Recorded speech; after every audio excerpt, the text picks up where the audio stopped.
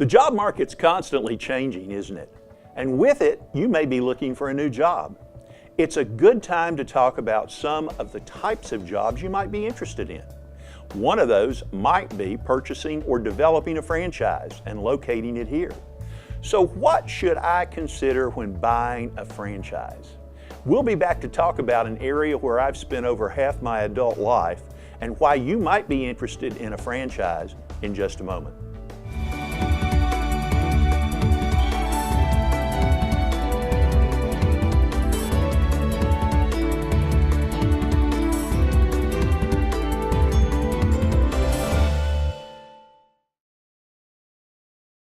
Hi everyone, I'm Alan Gwynn, Managing Director of the GUINN Consultancy Group, Inc., based here in Bristol.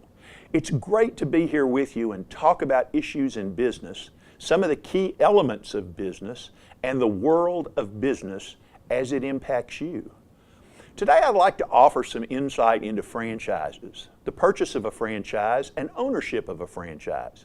As many of you know, I've been involved with franchises over half my adult life, writing books about them, developing documents for them, selling them, helping create them, funding them, buying them, and yes, being a franchisee.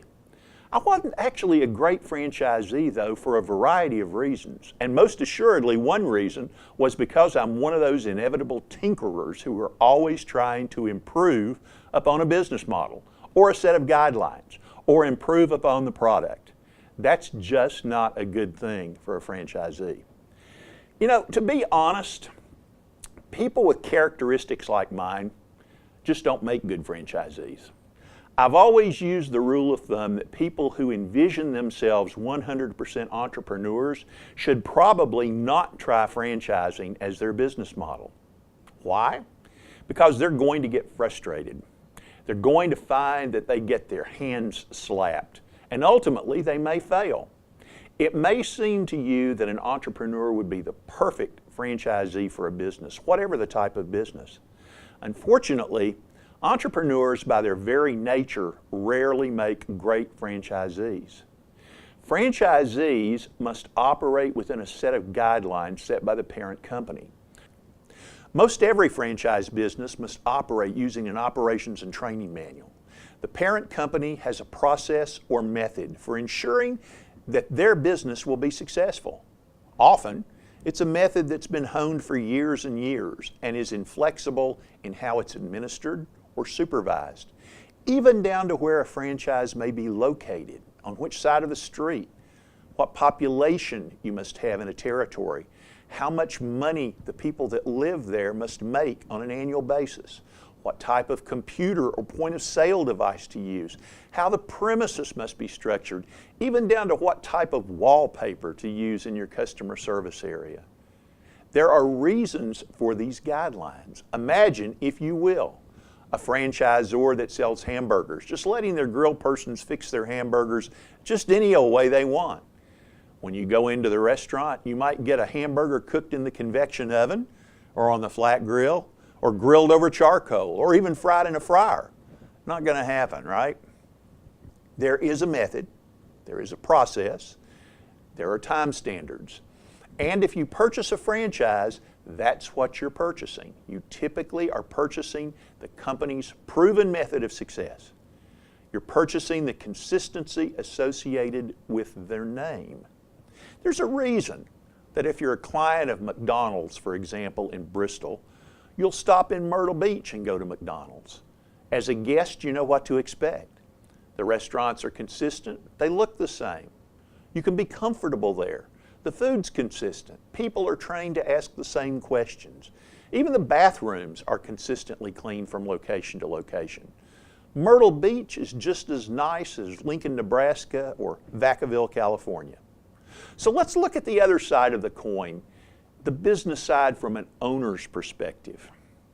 Theoretically, if you purchase a franchise, some studies have shown that you have a 67% better chance of your business succeeding at least 5 years, because much of the fear, much of the testing, much of the trial and error, much of that unknown from the business process is removed from your equation, allowing you more time to focus on the execution of the business or on how it performs for customers and clients.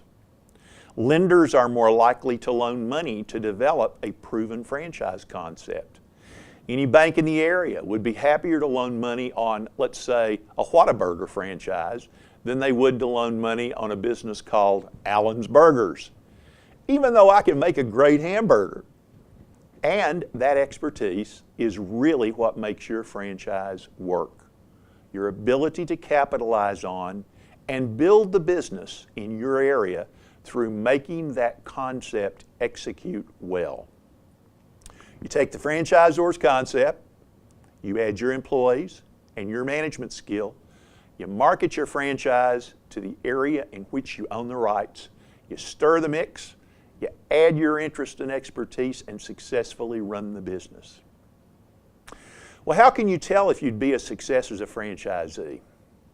Well, there are some key elements in your own personality you should look to that'll actually help you determine if that's a role you might like to fulfill.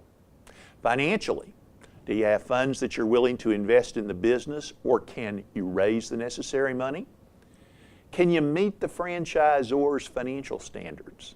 Every franchisor must furnish you with a prospectus prior to your execution of a franchise agreement.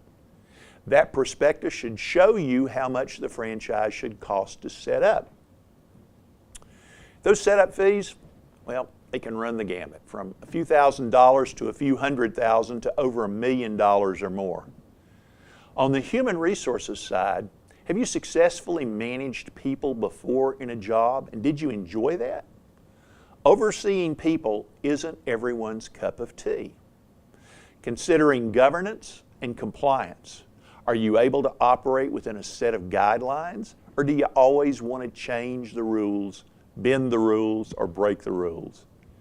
From a customer service perspective, do you have a servant mentality? Do you seek out ways to help others solve their problems? We've developed a checklist for people who want to develop a business, and we'll be happy to send it along for you to review many different areas, some of which you'll probably have considered, and some of which may not have even occurred to you. Drop me a line and ask for it. I'll be happy to send it along. GUINN at GUINNconsultancygroup.com. Consider your options carefully. Over the next 30 working years, statistics tell us that you'll change your job 14 times. Be sure that the job you choose is one which will help you build your knowledge base in a way to assist you in moving forward and being more competent in the work that you do. Thanks for watching today's program. And remember, when it comes to business and life, it's your business. I'm Alan Gwynn.